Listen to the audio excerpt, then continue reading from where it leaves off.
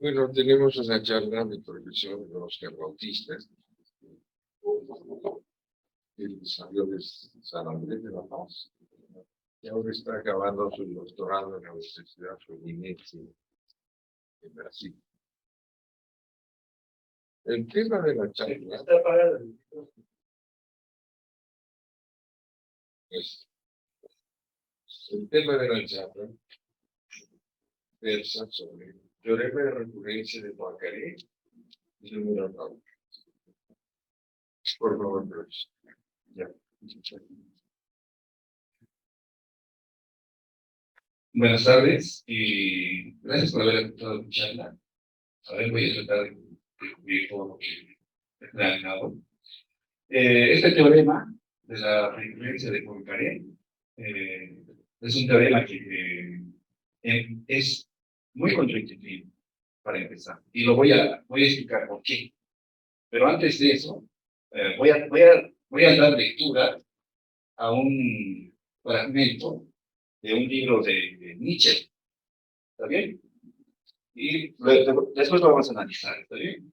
Dice, ¿cómo te sentirías si un día o una noche un demonio se deslizara furtivamente en lo más solitaria de tus soledades y te dijera, esta vida, doctor, tal como la estás viviendo ahora y tal como la has vivido hasta este momento, deberás vivirla otra vez y aún innumerables veces? Y no habrá en ella nada nuevo, sino que cada dolor, cada placer, cada pensamiento, cada suspiro y todo lo indeciblemente pequeño y grande de tu vida deberá volver a ti, y todo en el mismo orden y la misma secuencia.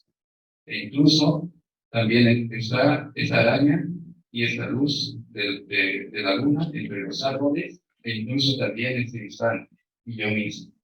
El eterno reloj de la arena de la existencia se invertirá siempre de nuevo y tú con él, pequeña partícula de polvo. Este es un fragmento que estudió Nietzsche en su libro Gaia Extinción. ¿Y qué dice?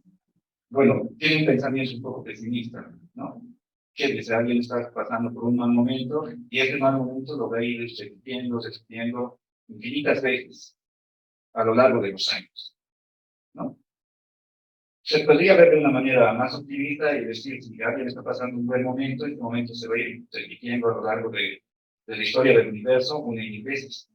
O sea, yo soy un conjunto de átomos, ¿no? Un día voy a morir y va a desaparecer mi cuerpo, pero no la materia, ¿no?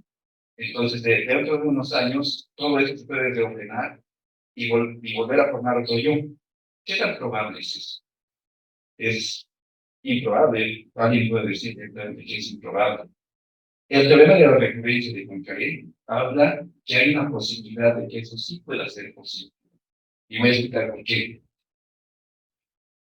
El teorema de la recurrencia de Poincaré, que lo voy a anunciar más adelante formalmente, ahora solo lo voy a leer de manera que lo pueda entender cualquier persona. ¿Okay? Se propone que un sistema con una cantidad finita de energía y confinada en un volumen espacial finito e invariable en el tiempo, se tornará, tras un tiempo lo suficientemente largo, a un estado arbitrariamente próximo al inicial. Es prácticamente lo mismo, pero en otro lenguaje. ¿Quién está diciendo? A ver, voy a explicarlo un mismo. Empecé con una lesión en el pie.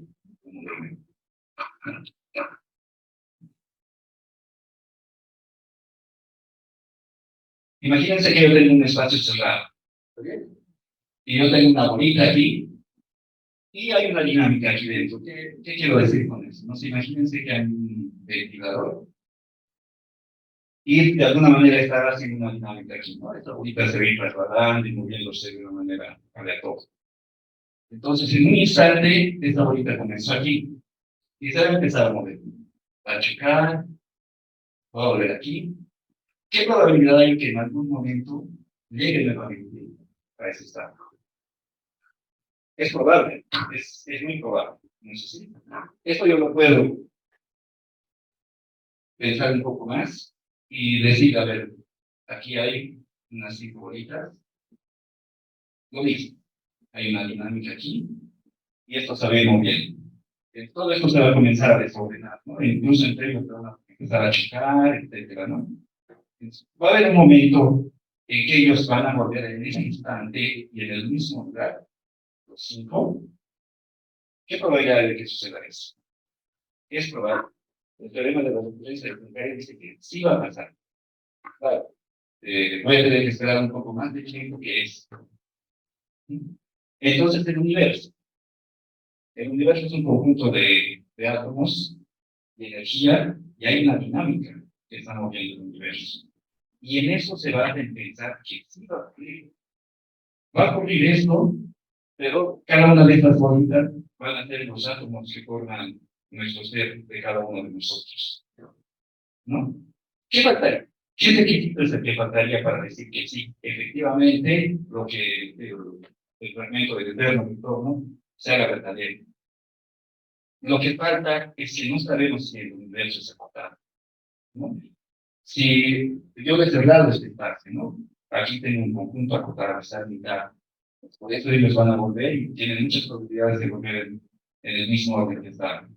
Pero el universo no sabemos. Si se puede demostrar, no sabemos que el universo fue acotado, lo que dice el fragmento del eterno retorno, sí sería verdadero. Claro, hay dos requisitos: el tiempo. ¿No? El tiempo tiene que ser infinito. No sabemos también si el tiempo es infinito. ¿Está bien? Entonces, esa manera de introducción, eso es lo que dice el teorema de la recurrencia. Entonces, ahora voy a ir a la parte formal. Y antes de ver el teorema de la recurrencia de Poincaré formalmente, voy a dar una definición. Entonces voy a trabajar sobre un espacio de medida y voy a tener una medida ahí dentro y una función. Si hay alguien aquí que no ha llevado teoría de la medida, puede pensar simplemente en un conjunto finito y la medida sería la cardinalidad. La cardinalidad del conjunto, ¿no? ¿Cuántos elementos tiene un conjunto? Esa es una cardinalidad. Es una manera de medir. ¿Está bien? Entonces, si ustedes lo piensan de esta manera, van a entender completamente. ¿Bien? Yo tengo aquí un conjunto con una cantidad finita de elementos, tengo una función y una medida que mide la cardinalidad. En este caso va a ser mi medida mu. Ya. A ver, otro ejemplo de medida para ubicar esto. El área. En L2 el área es una medida. ¿Está bien? Igual. En este caso M sería L2 y la medida sería el volumen. Todo lo que nos ayude. Esto es en un sentido muy general, ¿no? Y ¿qué va a ser un espacio, una función, una medida invariante por la función E? Va a ser la función que satisfaga la propiedad. ¿Ok? Entonces, imagínense que aquí yo tengo un espacio M y tengo un conjunto E. Tiene una cierta medida. Puedo tomar la imagen inversa de este conjunto, F-1 de E, y me dice que tienen que tener la misma medida. Esto es algo un poco más de formalito puede venirse, pero si yo mido este conjunto, tiene que tener la misma medida de este otro conjunto. Se puede demostrar que cualquier conjunto compacto tiene, y dado una función, existe una medida variable. Entonces, estas medidas no son extrañas. ¿Se entiende, no? Es una función que el espacio lo deforma, pero no cambia el volumen. ¿Bien? Cualquier conjunto lo está moviendo de aquí para allá, pero está manteniendo el volumen. ¿Está bien? Ya, esa es una función, una medida invariante. Y este es el teorema de la recurrencia de Poincaré formal. Dice, sea F una función medible y mu invariante por E. Y medida que es invariante por la función. Sea E cualquier conjunto medible con, aquí me faltó la medida de E, tiene que ser mayor a 0. Si la medida tiene Si tiene medida de cero, no tiene sentido. Entonces, sería un conjunto. Si estuviera trabajando en un conjunto finito, sería un conjunto pasivo. La medida de F tiene que ser mayor a cero. Y otro requisito también que aquí no está. En el sentido de medida, yo cómo hablo que un conjunto es unitario.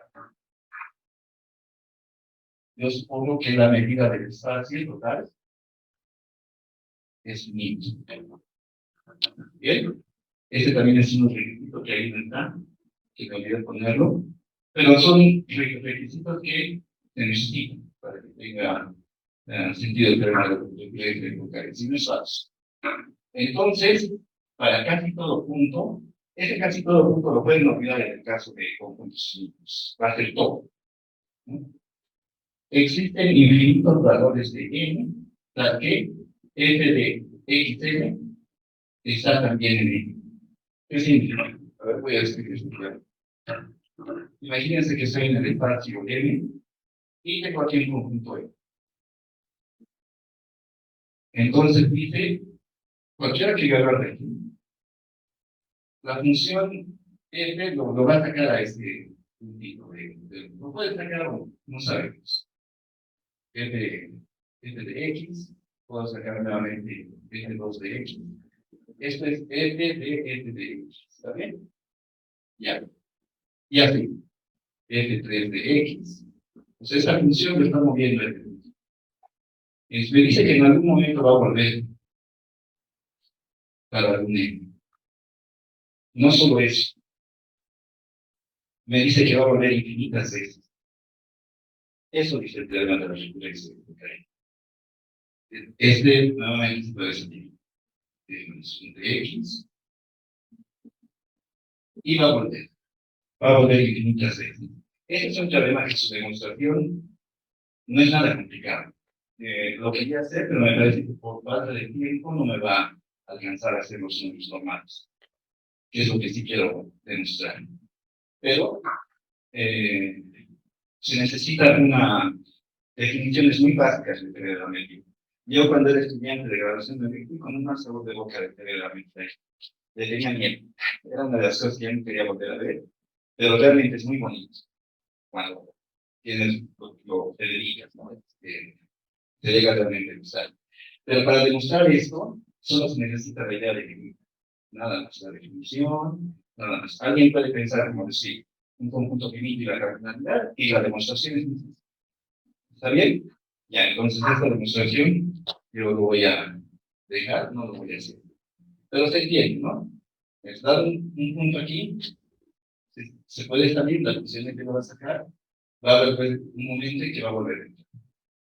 Se puede salir y va a volver a entrar. Infinitas veces. Todo punto. En el caso de este caso, todo punto podemos olvidar, así como se crear medida. Y es verdad, estoy diciendo.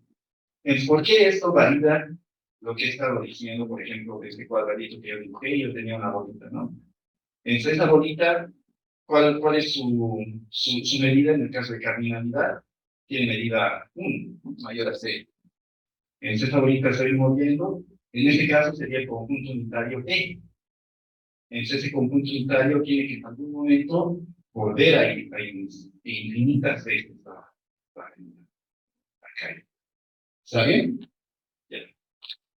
Esto, ¿cómo yo lo puedo aplicar a los números normales? Bueno, lo primero que voy a hacer va a ser definir qué es un número normal.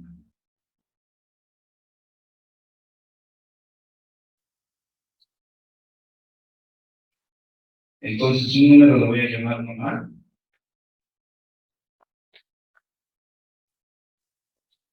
Un número x en los reales es un número normal si en su expansión decimal cada dígito del 0, 1, 2, 3 hasta 9 aparece con la misma frecuencia. Eso va a ser un número normal. A ver, vamos a ver algunos ejemplos. Voy a dar ejemplos de números no normales. No me interesa la parte entera, ¿no? Por ejemplo, 100,01. Para eso prefiero estudiar 0,1, no quiero la parte entera. Entonces, a ver, por ejemplo, este número relacional. un X. ¿Cuál es su expansión decimal? 0,5 y hay infinitos ceros, ¿no? Aquí, que no los anotamos. Hay infinitos ceros aquí. ¿Este es un número normal? No es un número normal. El 1 no me aparece en su expansión decimal, ¿no? Solo es el 5 e infinitos ceros. Va a ser normal cuando aparezcan todos y con la misma frecuencia. ¿Qué quiero decir con la misma frecuencia? Si agarro 100 dígitos, el promedio tiene que haber unos 10 ceros, 10 unos, 10 nueve, ¿se entiende? Con la misma frecuencia todos. Este no es normal.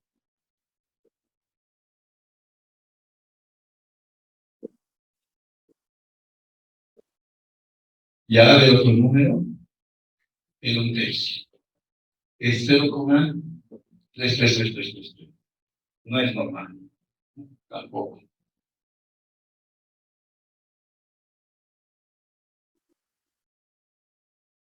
A ver, un número que sí sea normal. 1, 2, 1 cuya expansión tenga el 0, 1, 2, 3, hasta el 9, y eso sea perfecto. De aquí nuevamente el 0, 1, 2, 3, hasta el 9, 0, 1, 2, 3.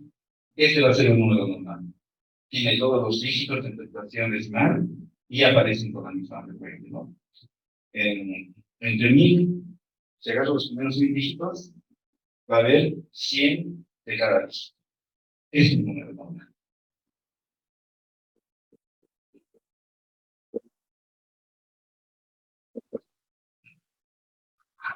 Se dan cuenta que es un poco difícil encontrar los números normales.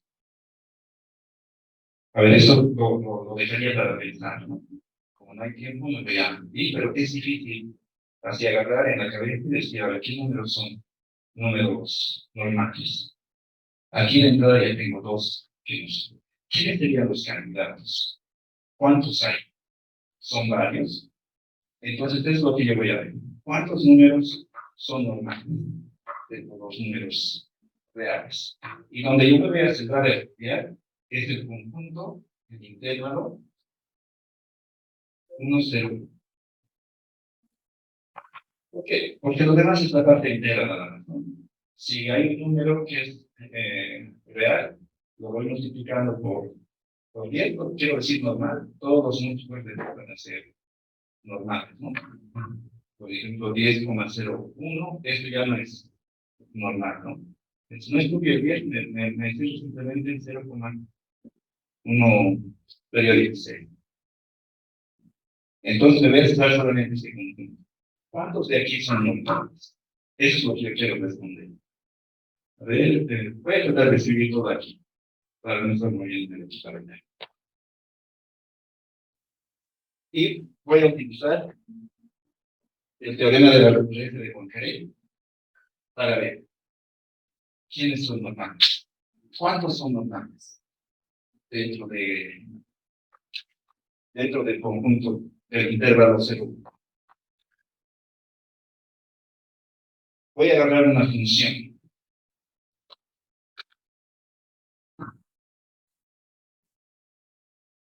Sea f una función que va de 0 a 1, del intervalo 0 a 1, definido como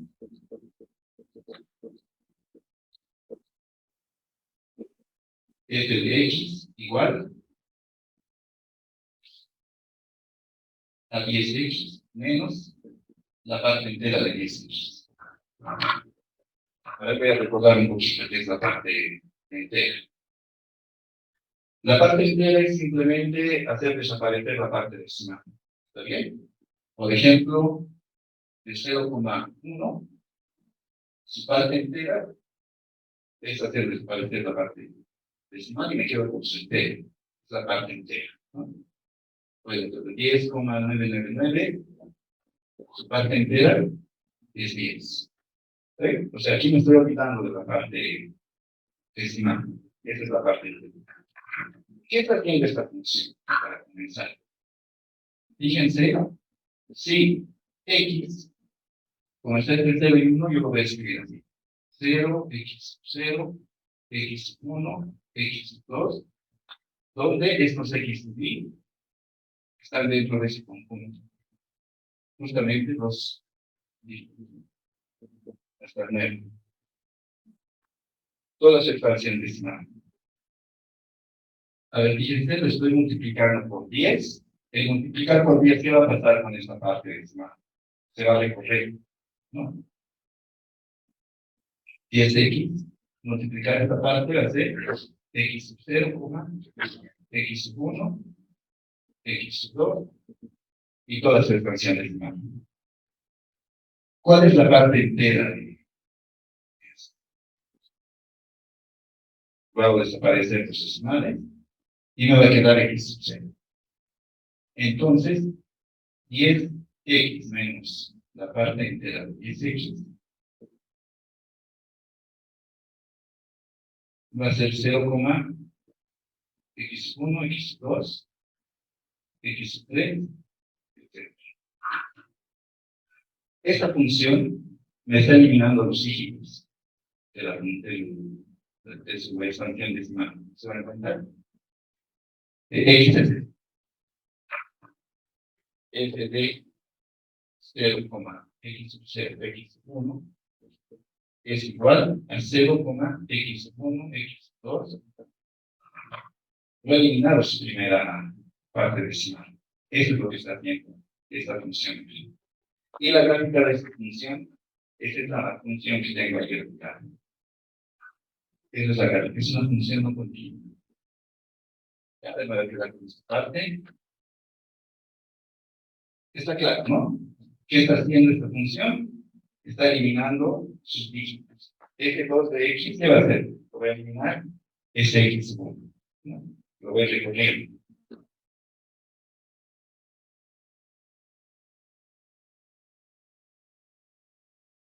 En el intervalo 0,1, yo tengo una medida muy conocida. La medida de lo voy a denotar así, ¿no? Entonces, es una medida invariante por L. Esta es la gráfica de la función. Fíjense, de este pequeño intervalo 0,01 es solamente una regla. Aquí también y aquí también. ¿Qué significa que es invariante? La imagen inversa de un conjunto no tiene que perder la medida, tiene que preservar la medida, ¿no? A ver, no lo voy a demostrar que es invariante, pero voy a dar una idea. Ensalar un conjunto, imagínense este pequeño conjunto, este intervalo, tiene una cierta medida. Viene aquí, lo proyecto para la imagen inversa y va a ser un pequeño intervalo, un décimo.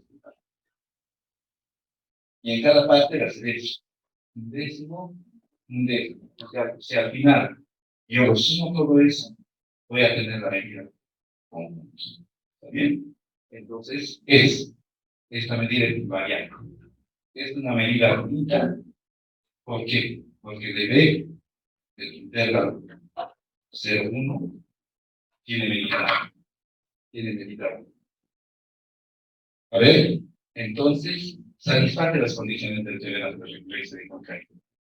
¿Y qué significa eso? Que si yo tengo un conjunto de medida positiva, esta función f lo va a sacar, pero lo va a hacer volver infinitas veces. ¿Está bien? Hay algo más que satisface esta función, que yo me estoy tratando. Es el código. ¿Qué quiero decir? Que no va a haber puntos que te van a quedar en un espacio invariante. O sea, en algún momento lo voy a dejar.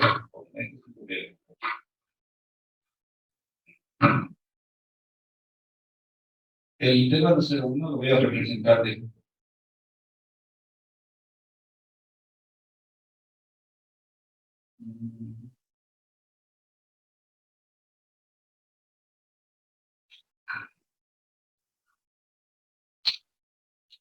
entonces, aquí van a estar todos los que van a caer en este intervalo.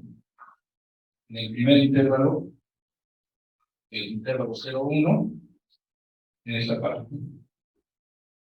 Entonces todos, cuya expansión decimal va a comenzar con 0. ¿No es así? ¿Quiénes van a estar aquí? Todos los X, que su primer dígito va a ser 0. Después no sé quién es 0. Pero aquí están los que su primer dígito es 0. Aquí están los que su primer dígito es 1. Y así sucesivamente. Bueno, los demás son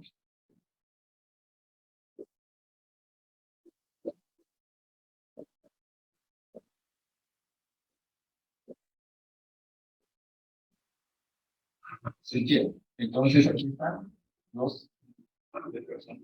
O lo más bien. Entonces, aquí están los X, cuyo primer dígito es el 9. ¿No es así? Cada uno de estos tiene medida no cero. Y esta función está satisfaciendo el teorema de la recurrencia. Y tiene esta parte de ergodicidad. Que cualquier punto X de aquí, en algún momento tiene que llegar aquí. Y eso es casi todo en la medida de B. Ya. Entonces, el teorema de la recurrencia de Contreras lo voy a aplicar a esta parte. Es sub 0 para este conjunto. ¿Está bien? Es sub 0, es 1 y es 2. En C de sub 0, ¿qué me dice? Que le ve casi todo punto X es sub 0, Fn de X, K es sub 0, para el infinito C.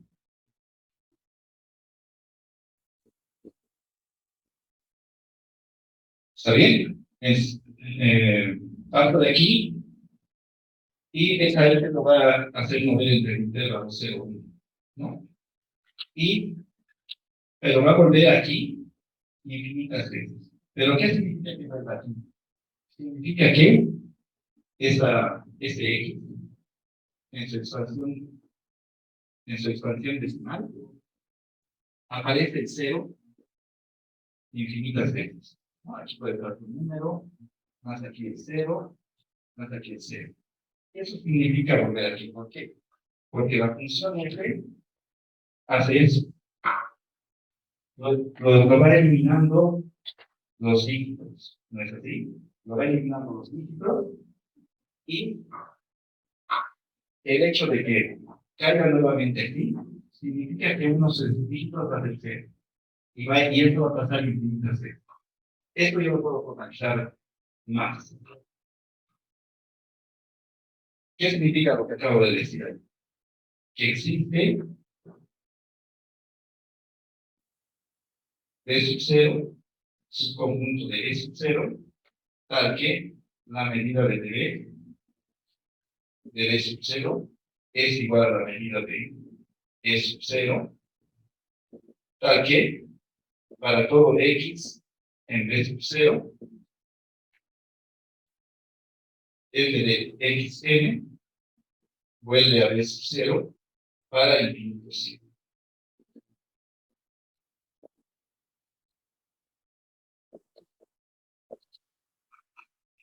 Y ahí me olvido de ese capítulo junto. O sea, hay un conjunto de medida total que va a hacer eso.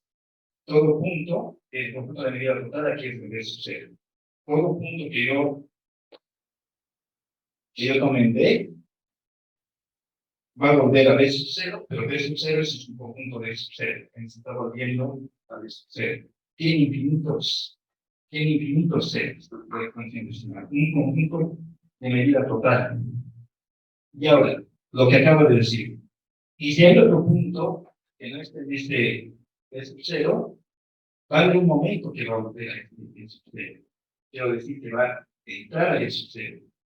Y como ya está en D sub 0, tiene la propiedad de que él siempre vuelve a D sub 0.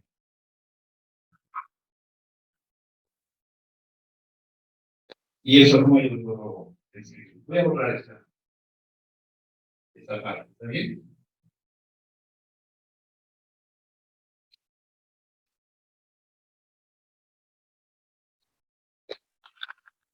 ¿Está bien? Entonces, todo punto de aquí, la función n lo va a hacer de aquí para allá, pero va a volver infinitas veces aquí. Y cualquier punto que no está aquí, va a haber un momento en que va a estar aquí. Y va a tener nuevamente esa propiedad, que va a volver infinitas veces a eso. Todo lo que acabo de decir en este cero, lo puedo resumir en esto.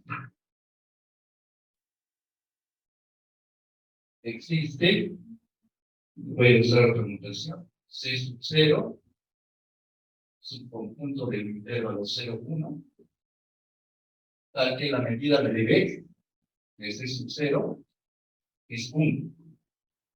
Un conjunto de medida total, tal que para todo x en C sub 0, f n de x está en sub 0 para infinitos x.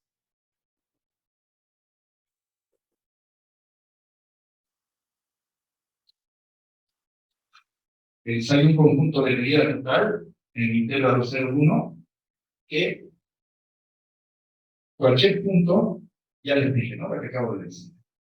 Va a entrar aquí una vez y va a estar aquí una vez. Va a empezar a retornar aquí infinitas veces. Y eso lo puedo hacer para E1, para E2, etc. Entonces, existe un conjunto, se supone, que tiene medida total, tal que, vale, aquí no hay que hacerlo, puede ser que para todo x en C sub 1, f de n de x, pertenece a E sub 1, para infinitos n. Y eso lo puedo hacer para E sub 2, E sub 3, y todos esos pequeños internos que tengo ahí. Y voy a tener 10 conjuntos. No, esto lo voy a hacer voy a ver un C sub 2 y va a haber un C sub 9. No lo mismo. Un conjunto que va a tener medida total, tal que para todo x en C sub 9, f de n de x, pertenece a E sub 9, para infinito c.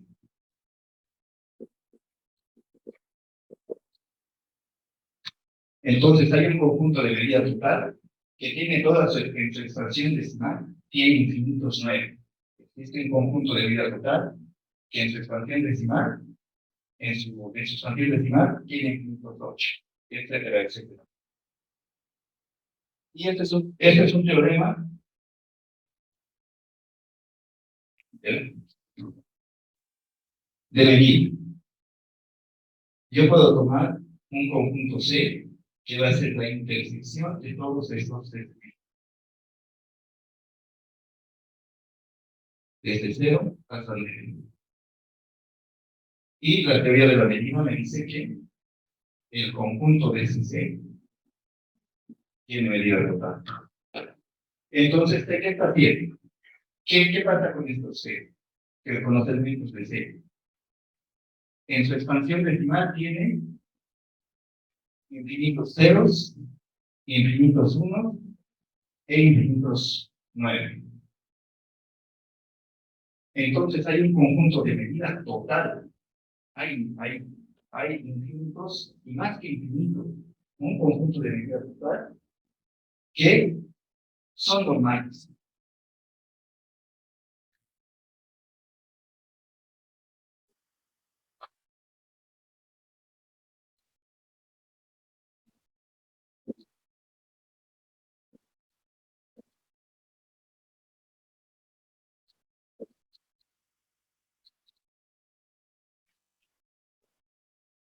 Son números normales.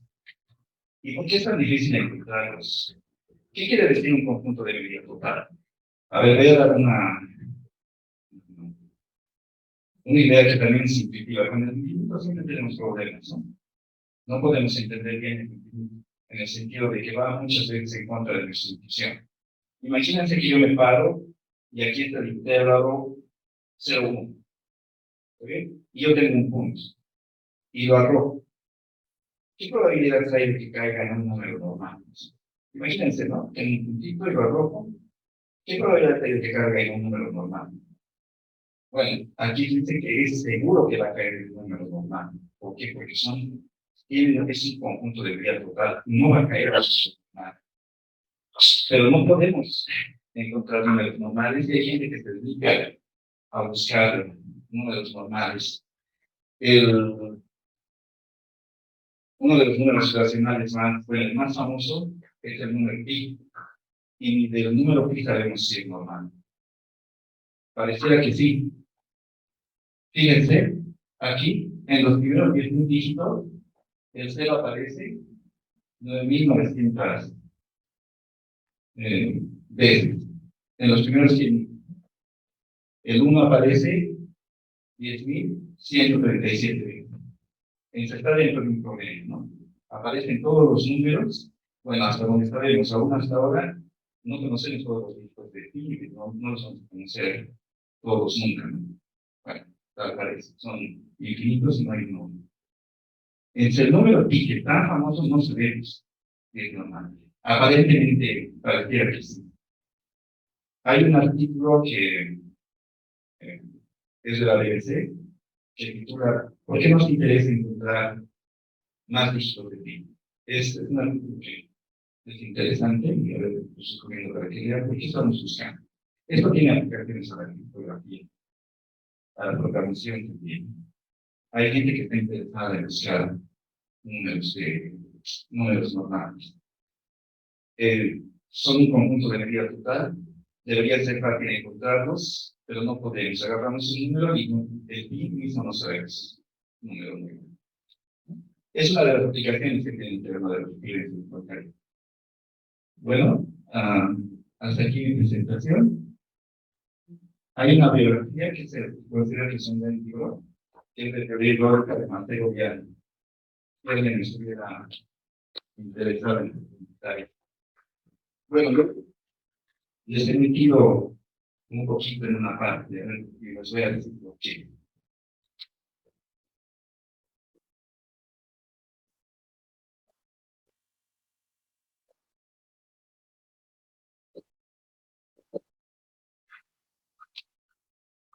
Aquí solo lo único que yo he demostrado hoy ha sido que existe un conjunto de medida total. Esta parte es la que sí es verdad, pero yo no he demostrado eso. Yo he demostrado que existe un conjunto de medida total que en su expansión decimal tiene infinitos ceros, infinitos dos y todos los números. No he demostrado la tasa, con qué regularidad aparece. Y eso lo que hace es el teorema de Birkhoff, que es una generalización del teorema del teorema de la recurrencia de Poincaré. Y no es tan famoso porque no es tan comercial. Esto es más fácil de entender, ¿no? En una lectura, alguien puede entender el teorema de la recurrencia de Poincaré. El teorema de Birkhoff es un poco más técnico. Y por ahora lo voy a dejar ahí. ¿No? Porque en la definición de normalidad tienen que aparecer con la misma frecuencia, ¿no? Si agarro 1.000.000, si agarro 100.000, tiene que haber un promedio de 1.000 de cada uno, ¿no? Como está escrito. Y aquí. Yo voy a dejar aquí. No sé si hay alguna pregunta. ¿Sí? Buenas tardes. Lo que yo tengo no es tanto una pregunta, sino un comentario. Sí. Es sobre otra aplicación, teorema, bueno, posible aplicación posible aplicación, porque aún no sabemos si una de las condiciones del teorema se cumple o no. Y es en lo referido al destino final del universo. Todos conocemos o creemos saber el inicio del universo, de un puntito digno del asunto matemático infinitamente pequeño, y en el Big Bang. pero no sé si alguna vez habéis pensado en el destino final del universo. Pues hay dos posibilidades. Actualmente el universo está en expansión, o sea, es como un globo que se está inflando. Y esa es la tendencia actual. Si el universo estuviera acotado, llegaría un momento en el futuro, cuánto tiempo no se sabe, pero debería llegarse a acotado, en que dejara de expandirse y empezara a contraerse, a hacer el globo de velocidad.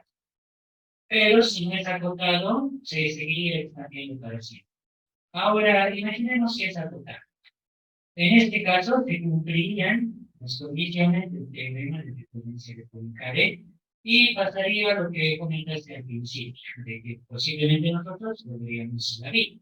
Ese sería más un tema filosófico que hasta el mismo Nietzsche, no sé qué funciona, seguro, pero lo trató en su momento. Ahora bien, si el universo no es acotado, se expande para siempre y nuestro destino de nosotros no se sabe, pero el destino del universo sí, que acabaría en la muerte helada. Eso es un tema muy interesante, no voy a hablar más de ello, pero es interesante también pensar en esa aplicación de algo mucho más tranquilo. Ahora, llegar a informarnos porque, bueno, sigo hablando.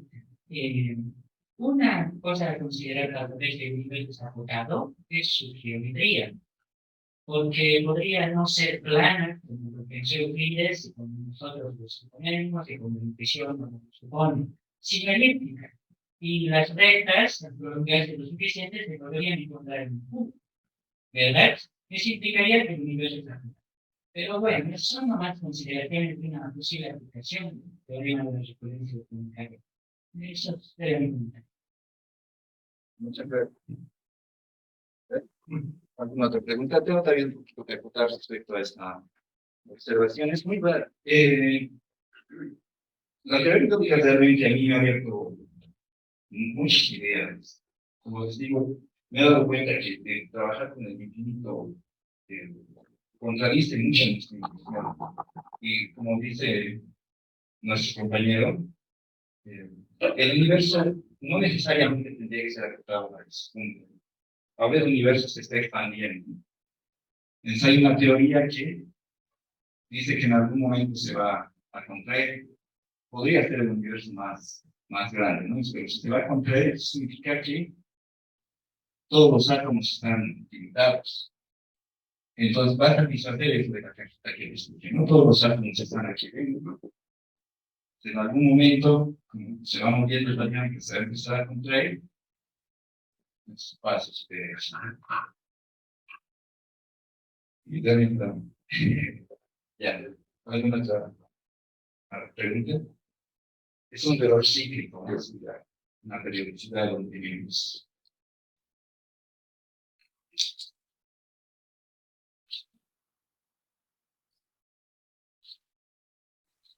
Agradecemos mucho la exposición del profesor.